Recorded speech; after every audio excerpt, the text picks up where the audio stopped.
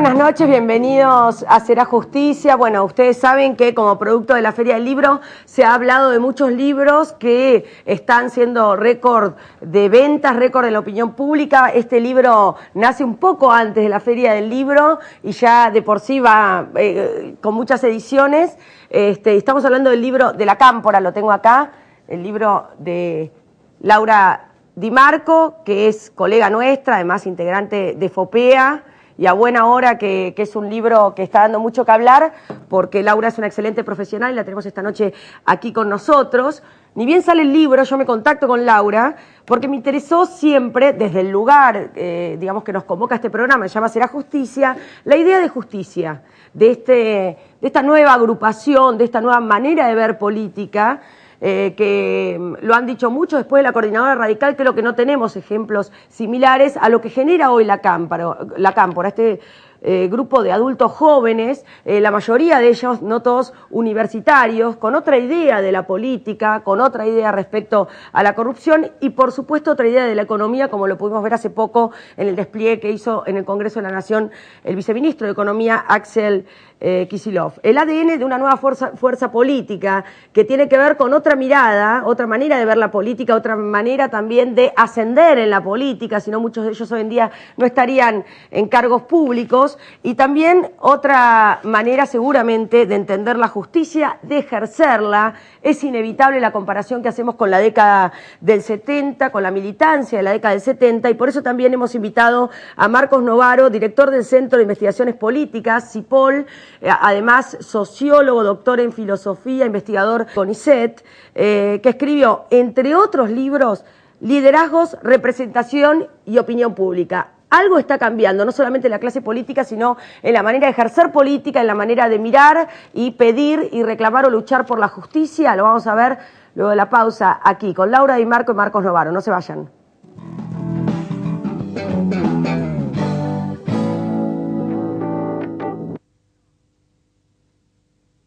Centro Médico Montserrat, 4382-3767. En Ezeiza estamos terminando el aeropuerto más moderno de América Latina. Inauguración nueva Terminal B. Preembarque Internacional. Noviembre 2012. Aeropuertos Argentina 2000. Soñamos con vos. La ciudad se va a dormir y se levanta con cada uno de nosotros. Sin vos, la ciudad no es nada. Por eso en todo lo que hacemos estás vos. Buenos Aires, ciudad. Cámbiate a Ospose Integral. Gana tu salud, ganas vos. Ospose Integral. Compromiso médico.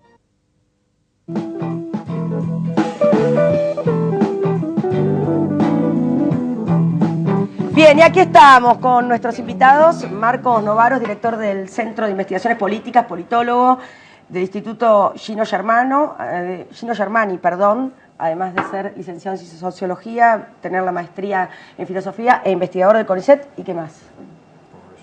Suficiente. Bueno, y de varios trabajos debo reconocer que el principal, por el cual yo quería tenerlo acá, Marcos, es Liderazgo, Representación y Opinión Pública, que es un poco la idea de lo que me interesaría hablar con ustedes de la Cámpora. Bueno, Laura Di Marco, periodista. Pensé que vos querías que yo también opine sobre el liderazgo. Es que tu libro básicamente estás hablando de una nueva manera de una nueva generación política. De una nueva generación de líderes políticos, ¿no? Entre otras cosas. Sí. Bueno, Laura además integra conmigo FOPEA, por lo cual para mí es doble felicidad, ¿no? Que el libro le vaya también, no quiero golpear. Gracias. Porque sé de tu seriedad y la verdad que... ¿Cuántas ediciones ya lleva La Cámpora? Es la séptima. Séptima, es mucho. Y además mujeres haciendo política. Claro. O metiéndose en temas masculinos, ambas, ¿no? Claro. Porque también la justicia es un tema... Es un tema que se juega la política, sobre todo en este gobierno. Y bueno, así que... Sí. Estaba recordando que fui a la cena anual de CIPEC, donde van muchos jueces, no sé si ustedes saben, y vemos muy poquitas las mujeres periodistas presentes, que nos habían convocado. Sí, claro que sí. Todavía siguen los temas duros, así la testosterona sigue liderando. Sigue liderando. Bueno, hablando de temas duros, estuviste en la Feria del Libro, ¿y qué pasó? ¿Por qué guardaespaldas? Fue bastante impresionante, mira, justo hoy, claro, porque como yo estaba en el medio, viste, después cuando te van contando, mira, justamente había dos compañeras nuestras de FOPEA, y una decía, ¿cómo me hace mal ver a Laura así, ¿no? Con un señor muy grandote de custodia que casi yo mido menos de 1,60, me levantaba por toda la feria. Y otra decía, no, bueno, mejor porque por cualquier cosa que hemos pase. tenido el libro del INDEC el año anterior con sillas por el aire. Y de alguna manera que el editorial tuvo cierto temor. Sí, además estaban los chicos de la cámpora afuera. Bueno, además toda la agresión vía las redes sociales era enorme. Hacia, no sé, yo me recuerdo mails así, incluso a gente de la editorial, nos vamos a cobrar esto, usted, que era el dueño, el director de la editorial, que es Pablo Beluto, a usted y a la autora, ¿no?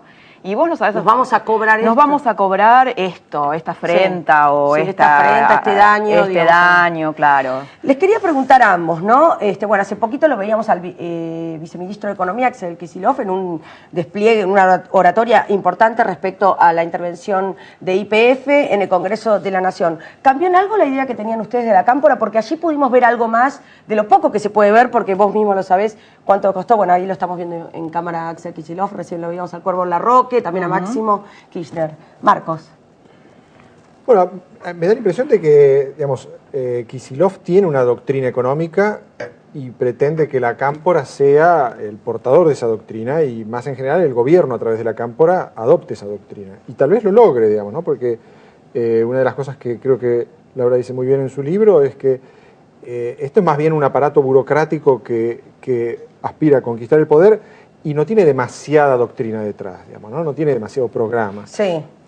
Y se puede decir lo mismo del kirchnerismo en general, digamos, ¿no? Que más bien ha ido saliendo del paso, echando mano a... En alguna época se hablaba del neodesarrollismo, después era más un populismo más así ramplón, y ahora se habla mucho más de chavismo, de una doctrina ya directamente, digamos, de socialismo del siglo XXI o cosa parecida, que es lo que uno escucha por lo menos. Claro. Y tal vez, digamos, esa sea un poco la línea, digamos, de un proceso de radicalización donde finalmente termina madurando un proyecto. Ahora, habrá que ver si eso es compartido por todo el gobierno, ¿no? Me da la impresión de que no, pero bueno, tal vez logran convir bien, que es un poco la idea de la presidenta.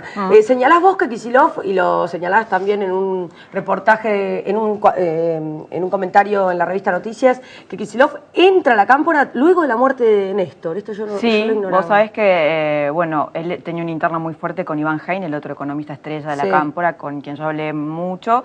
Y Iván Hein decía un poco así irónicamente que el carnet de afiliación a la cámpora, bueno, irónicamente porque no existe un carnet de afiliación, porque las afilias a la cámpora se lo había dado Paolo Roca, porque, bueno, cuando la presidenta lo empieza a promocionar para que integre el directorio de Siderar, todavía Kicillof no era de la cámpora. Entonces, bueno, un poco que Paolo Roca, con su resistencia a que entre un joven K, lo hizo de la cámpora. Claro. Pero en realidad... bueno, como señalaba Marcos antes, Kicillof es lo que todos te dicen, estaba a la izquierda de la izquierda. Y no solo eso, sino que consideraba que el kirchnerismo era de algún modo la continuación del neoliberalismo hasta el 2006, hasta que finalmente, bueno, empieza a integrarse y quizá, bueno, a lo mejor su ambición también le hizo adaptar algunos principios que tendría, pero la realidad es que él siempre pensó lo mismo y creo que es al revés, creo que la presidenta está comprando este discurso, no es que Kicillof lo modificó. ¿Y cuánto tiene que ver que la presidenta sea un cuadro político universitario y también Kicillof, que no se parece a otros de los integrantes de la cámpora como Tavis, entre otros, ni hablar, claro. Sí, Cristina en general creo que tiene cierta debilidad por los intelectuales y por el intelectualismo político, digamos, ¿no? Cosa que es bastante rara en la política peronista, porque los peronistas en general usan a los intelectuales, pero más bien acotadamente les dan bolilla, ¿no? Néstor yo creo que nunca le prestó demasiada atención. No. Sus charlas con Feynman, por ejemplo, en el libro de Feynman, se reducen a unas pocas anécdotas, ¿no? Es un libro que habla de Feynman, en realidad, porque ahí queda muy claro la diferencia con Cristina. Creo que Cristina le dedica tiempo, lee y está muy interesada en tener gente de este perfil alrededor. Muy académica. Y convertirlas en decisores políticos, por eso es otro rasgo, digamos, ¿no? Claro. Alfredo también tenía debilidad por los intelectuales, pero no eran los que tomaban las decisiones, no eran los funcionarios. No. De última tenías más a un sindicalista, podía tomar más decisiones o viejos políticos del partido o técnicos, ¿no? Pero personas que venían de una formación profesional, pero después que tenían una trayectoria técnica. Ahora no, ahora me parece que es la idea del militante intelectual o por lo menos fuertemente intelectualizado, ¿no? Con mucha verba. Y bueno, hay que ver si esos son buenos funcionarios, ¿no? Claro, como la presidenta. ¿Qué te sugirió a vos verlo a Kicillof en el Congreso, ¿no? Respecto, digamos, tuviste tanto tiempo escribiendo el libro, trabajando. Probablemente habrás dicho, qué pena que no habló cuando yo estaba escribiendo el libro, ¿no? Como que tal vez tuviera... Lo que pasa es que, bueno, la política argentina es tan dinámica que su crecimiento fue, yo cerré el libro a principios del 2012, casi fines del 2011, y su crecimiento fue en estos 2 meses. Claro. Es más, yo te digo, yo tenía un capítulo compartido con Iván y Axel Kicillof, pero cuando muere Iván Hein me pareció tan fuerte contar esa historia y contar su crisis, porque eso hablaba mucho de la cultura de la cámpora. Entonces tuve que modificar el libro hacia el final y darle todo, y preferí darle el capítulo todo a Iván Hein. ¿Fue el 20 o 21 de diciembre? Sí, Si y yo en los primeros días de enero estaba cerrando el libro y, digamos, en esta interna que pierde Iván Hein frente a Kicillof porque fallece, bueno, es él, digamos, el camino que recorre Kicillof y bueno, ahí empieza a cautivar a la presidenta con estas ¿Por qué, ¿no? ¿Por qué? Bueno, ahí lo veíamos a Mariano Recalde, fue abogado mío. Yo creo que también hay una cuestión estética, ¿no? Cristina es una princesa peronista y siempre tuvo una especie de... Hay algo estético, pero no de lo físico, de la estética del viejo peronismo que Cristina rechaza, ¿no? Que le genera rechazo, que por ahí considera, por ejemplo, a alguien como Tavis o a alguien como Rudy Ulloa, alguien necesario para construir política con los que Néstor trataba. Pero ella quiere tratar con Kicillof, quiere tratar con los intelectuales de carta abierta. Trabajos los hacía, ¿no? Claro. Ese tipo de vinculaciones las entablaba Néstor y se lo veía cómodo. Sí, Cristina es mucho más el perfil de un peronista de izquierda de clase media, digamos, ¿no? Ese es su perfil y me parece que en eso sí ella es claramente distinta a lo que era Néstor y probablemente también tiene un rasgo, digamos, de cierta aspiración de programática que Néstor no tenía, ¿no? Yo creo que Néstor era mucho más pragmático, incluso de lo que se le reconoce el propio kirchnerismo, digamos, un tipo bastante flexible, negociador. Cristina, me parece que la política la entiende como la imposición de una doctrina, digamos, ¿no? Hay una idea y esa idea se convierte en acción. Hago una pregunta desde la ingenuidad total. Marcos, vos decías recién periodista de izquierda de clase media, que sería como el perfil donde está orientado más este gobierno, ¿no? A diferencia del gobierno de Néstor Kirchner. En cuanto al rencor, la idea de rencor, ¿dónde podría estar más? Es decir, ¿en un intelectual clase media de izquierda o en el tipo que viene de la militancia de base, de estar en los barrios, de tener sus ideales políticos y ver que todavía no se cumplen? ¿O tal vez no tiene que ver con estas dos cuestiones? No sé si tiene mucho que ver. Yo creo que el componente de resentimiento político es muy fuerte en toda esta década, digamos, ¿no? Está ya presente antes del kirchnerismo. Pero uno digamos, puede ¿no? imaginar, corregime, que un viejo político no tiene tanto resentimiento, porque un político de raza, un viejo político ya sabe, ya está como de vuelta de muchas cosas, ya sabe, ya entiende la política. Tal vez malentendida, tal vez justamente la cámpora nos está mostrando una nueva forma de hacer política que no tiene nada que ver con todo lo que nosotros tomamos como política ya. Bueno, pero en eso me parece que Néstor ya despegaba un poco de la tradición más, digamos, más moderada de, bueno, hoy nos peleamos, pero después nos podemos que eso también amigar, me da ¿no? que lo hemos visto tanto en el menemismo, en políticos, en kirchneristas de hoy que apoyaban a Menem. Eso también daba bronca, ¿no? Ver tanto travestido dentro del peronismo, tal cual. Yo creo que ella es más principista que él, ¿no? Yo creo que es más, hay menos cinismo en Cristina, hay mayor, y sobre todo en esta etapa, quizá yo la veo como más liberada, ¿no? A lo mejor, digo, en la interna matrimonial él ejerce una influencia también emocional, como sucede en los matrimonios. Creo que ella se reinventa cuando muere Néstor Kirchner, se ideologiza mucho más y no se sienta en todas las mesas como él. Y en ese plano me parece valorable, ¿no? Sí, es como una conducta más ética. Hay que ver si para construir poder se puede llevar adelante esta conducta, que es una impronta de la cámpora o no, o de Cristina. De algunas personas de la cámpora. Claro. Yo en el libro tiene como, se trabaja como una saga familiar de la familia peronista, que arranca, la cámpora es evitista, ¿no? Sí. Y viste que Cristina siempre reivindica a Evita, no habla de Perón. No. Y la cámpora, ¿no? Entonces, bueno, están estos padres peronistas donde la revolucionaria era Evita, la principista era Evita. Quizá, bueno, había un mayor grado, hablábamos del rencor, también Evita portaba ese emblema. Sí. Después, bueno, los hijos de esa plaza, que son los montoneros o los militantes setentistas, de los cuales Néstor y Cristina formaban parte, eran hijos de esa plaza, Perón los echa. los recoge el tío Cámpora, que finalmente es, según la Cámpora, es olvidado en la historia, Sí. y a este tío lo quieren homenajear porque forman parte de esa línea de continuidad. ¿Y vos, cómo ves vos este homenaje al tío Cámpora? Estoy recordando, nada, que lo de Righi, ¿no? Que creo que era el anteúltimo camporista real que quedaba Sí. en el poder. Sí, es un homenaje a la disciplina, ¿no? Cámpora es, de todos esos viejos peronistas, uno de los pocos que nunca fue neoperonista, nunca se alejó de Perón para tratar de hacer un peronismo sin Perón, digamos, ¿no? Como lo hicieron la mayor parte de los sindicalistas, muchos líderes territoriales. Absolutamente.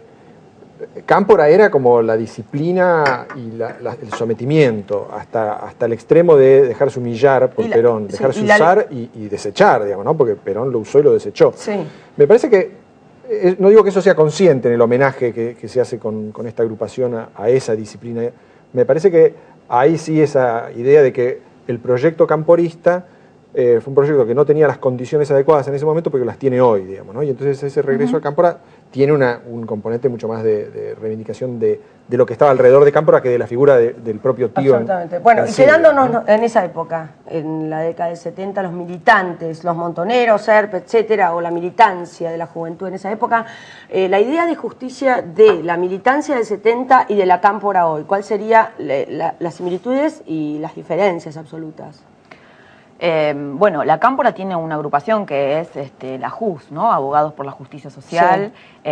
Hay una intención también de... Me parece que también en el tema de Righi, el rechazo de la Cámpora, porque se había hablado de la Cámpora salió a bancar a Udú. Yo creo que generaba más rechazo Righi. Y más rechazo Righi. ¿Por qué? Y porque Righi nombró muchos fiscales, ellos no pudieron meter a nadie de la Cámpora en el Ministerio Público, y bueno, y tienen más afinidad con Reposo. De el mundo de Reposo es Rodrigo Cuesta, que es un chico de la Cámpora. Claro, claro.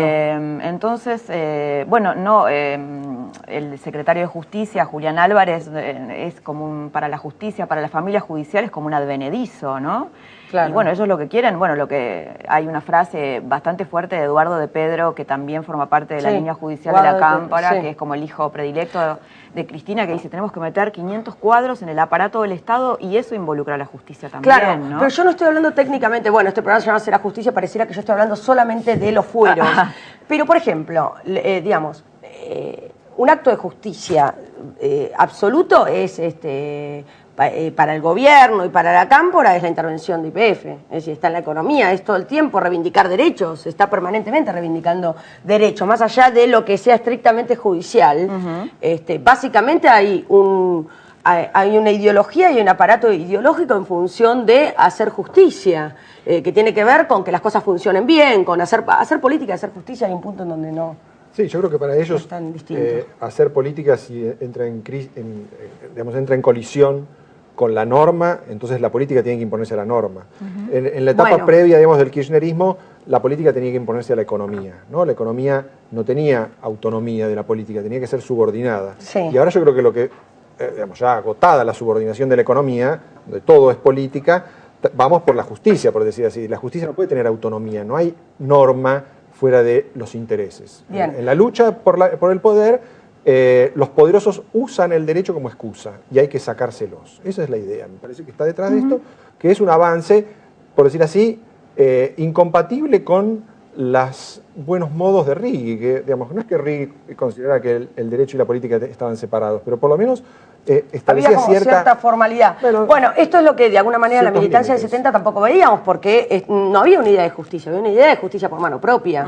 Por eso era una militancia armada. Digamos, era una manera de hacer la revolución por mano propia, porque no había instituciones o no se creían las instituciones. Sí, también por ahí es un cuestionamiento de la legalidad de la Liga Republicana, ¿no? Burguesa. Del orden, bueno, del orden, claro. Mi pregunta es, la Cámpora, digamos, militancia siglo XXI, ¿viene a cuestionar también el orden republicano de otra manera de legalidad, en donde no tiene que haber división de poderes? Que no necesariamente signifique que van a estar calzados los pibes, porque ya sabemos que no. Ya sabemos que, digamos, por algo estamos en el siglo XXI, pero... pero digamos, yo creo que es la línea que bajó Cristina Kirchner en el anuncio de la estatización de YPF, ¿no? Dice, la Constitución no puede ser superior a las necesidades del pueblo. Las necesidades del pueblo son que haya nafta, y por lo tanto todo lo que impide que haya nafta es ilegítimo. No hay por qué detenernos frente a la ley de expropiaciones o la ley de contratos o ni siquiera la ley de hidrocarburos, digamos, ¿no? Podemos pasar por encima de todo eso, y de hecho el decreto de Cristina Kirchner de estatización es un decreto completamente ilegal, digamos, ¿no? O sea, viola varias leyes y la Constitución misma. Bueno, pero eso no importa, y se avanza, y me parece que vamos en esa dirección. Ahora, ¿hasta dónde se va a llegar por ese lado? Es difícil saberlo, pero me parece que tiene poco que ver con el orden republicano, ¿no? Claro. Sí, no, porque me quedé pensando en lo que decía. Yo creo que hay como una doble lectura en esto, ¿no? Por un lado es cierto que hay una ampliación de derechos, lo ves en el caso de las jubilaciones, del ingreso universal por hijo, del acceso a la justicia en muchos lugares. Sí. Y por otro lado, la cámpora está dividida por personajes. En el caso de Julián Álvarez, ahí hay un ejemplo de un uso claro de la justicia a favor de un proyecto político y en contra de sus enemigos políticos, cuando él hace lobby para la detención de Venegas en la causa por los medicamentos frente a Ollarvide. Entonces eso es, primero, de la vieja política, y segundo, bueno, es un avance, digamos, es la confusión entre el aparato del Estado y el gobierno y el uso de la justicia para fines políticos, ¿no? Sí. Entonces tenés yo veo en la cámpora, en el kirchnerismo, pero en la cámpora, contradicciones de este tipo todo el tiempo, ¿no? Sacan una ley para beneficiar a los pueblos originarios y que tengan voz, pero a la hora de comunicar ¿te acuerdas cuando hicieron una manifestación los indios Cuom? Y esta manifestación la toma Clarín o el grupo Clarín porque los había reprimido un aliado de ellos. Sí. Bueno, entonces en Canal 7, que están los chicos de la cámpora, deciden no difundirla. Entonces todo el tiempo tenés ese tipo de contradicciones, ¿no? Es subordinadas a una lógica de poder. Estaba pensando también, porque, bueno, hace aproximadamente un año y medio leí el libro El doble condena de Alejandra Viñoles. De Alejandra Viñoles, sobre Roberto Quieto. Interesantísimo, y lo recomendamos. Y bueno, donde Alejandra, digamos, no le tiembla el pulso, como tampoco le pasó a Marcelo Larraqui a la hora de hablar de los juicios sumarísimos entre, digamos, los montoneros, de qué manera se los juzgaba por tener, qué sé yo, un amante, haber cometido adulterio, bueno, un montón de cuestiones, ¿no? Y de hecho, el juicio que se le hizo a Roberto Quieto, lo que pasa es que él ya estaba chupado, ya estaba desaparecido, bueno, no sabemos más nada de él, pero me pregunto hasta dónde es tan dura en sus líneas internas la cámpora, y bueno, de alguna manera eso lo podemos vislumbrar con lo que vos contás, lo que pasó con Iván Hein. Con Iván Hein, sí, yo estaba pensando en eso porque hablé mucho con Alejandra sobre ese tema. Mirá vos. Porque somos amigas además. Y hay un aire de familia, ¿no? Pero hay un aire de familia en esta época, entonces suena como un poco ridículo porque es a destiempo. Yo te cuento algo, yo me reuní con Iván a mediados del año pasado, y él me pidió, por favor, que bueno, que yo resguardara, viste que los periodistas resguardamos la fuente mientras esa fuente está viva, totalmente. ¿No? Lo digo porque él falleció. Entonces, bueno, le hice un perfil para La Nación. Luego le hicieron un tribunal neomontonero para ver si él se había reunido conmigo o bien yo lo había sacado de otro lado, ¿no? Bueno, lo volvieron loco, le empezaron a hacer operaciones de prensa, como que estaba en un spa en Brasil, como para desprestigiarlo. Bueno, pero estuvieron 3 meses concretamente tratando de averiguar de dónde había salido esa información y si él se había reunido conmigo, simplemente porque era un medio enemigo, entre comillas, porque el perfil era informativo, nada más. Totalmente. Y después hay otra cosa que a mí me llamaba la atención y me parecía así como un perfume de familia de estos tribunales que se meten en la vida privada, que es meterse en una situación conyugal de uno de los líderes de la cámpora o de pareja, para resguardar el bienestar anímico de ellos, ¿no? Entonces, bueno, hay un tema con la tenencia de un chiquito, que es el chiquito de uno de los líderes de la cámpora, y entonces este líder de la cámpora, que es José Otavis, y estaba en su momento en pareja con la única chica de la cámpora, que es Mayra Mendoza, se hizo una especie de tribunal llamando al orden a Mayra Mendoza para que, bueno, aceptara a este chiquito, que es de la primera pareja de Otavis, y convivieran en armonía, porque la organización lo necesitaba, ¿no? Pero, digamos, yo te escucho, Laura, y pienso, ¿no? Y con todo el respeto, porque ellos seguramente tienen un campo mucho más ganado que yo, que no soy nadie para opinar, pero siento, y esto ¿no son, a veces nos parecen como jóvenes adultos jugando a... ¿Viste como cuando en el colegio nos decían, bueno, juguemos a ser legisladores y todos votábamos, y que yo jugando a la política? Hay un rasgo adolescente, pero no es solo de ellos, ¿no? El rasgo adolescente en la política argentina está bastante extendido, ¿no? Y hay muchos comportamientos adolescentes que están casi tan difundidos que son naturales, digamos, ¿no? Uno ve algunos berrinches y casi la sobreactuación de esos berrinches en discursos presidenciales, y parece como que, bueno, eso es habitual, ¿no? Y entonces, yo no sé si uno lo compara con vos hiciste al principio del programa una comparación con la juventud de Alfonsín, digamos. Sí, dice, bueno, con la coordinadora radical. Esos jóvenes estaban tal vez demasiado apurados por hacerse grandes, digamos, ¿no? Sí. Y entonces había como una sensación de que se estaban avejentando muy rápido. Y tal vez uno de los problemas fue que, no supieron diferenciarse del partido. Rápidamente adoptaron las lógicas del partido, el comportamiento, el estilo, la estética del partido, ¿no? Tal vez lo que está pasando hoy es que al contrario, digamos, ¿no? La Cámpora llega en un momento en el cual el gobierno se estaba volviendo ya muy adolescente y entonces ellos no tienen por qué hacer ningún esfuerzo para instalarse, porque el gobierno lo hace por ellos, digamos, ¿no? Y uno lo ve a Axel Kicillof al lado de De Vido, y efectivamente De Vido debe estar sufriendo mucho en su interior de ese golpe anímico de haber estado 30, 40 años trabajando y que un chico que llega hace 6 meses prácticamente monopoliza la escena. Sí. Pero por otro lado, el propio De Vido se está morenizando y volviendo casi un adolescente en su comportamiento político, ¿no? Entonces yo creo que hay como cierta tendencia al infantilismo, que esperemos que no tenga consecuencias demasiado dramáticas, ¿no? Pero es ese tipo de comportamientos irresponsables, de actitudes un poco de amor por la estética y de exaltación de la estética y de olvido de todas las consecuencias que tienen el crear imágenes de poder, imágenes de justicia, imágenes de todo tipo, ¿no? Sí, imágenes de política, claro, ¿no? De cómo actuar en la política, de los actores políticos. Vos misma contabas, antes de despedirnos, que De Vido era un acérrimo enemigo. De la Cámpora. Sí. Y sí, claro, bueno, por esto que comentaba Máximo, ¿no? Máximo. Máximo.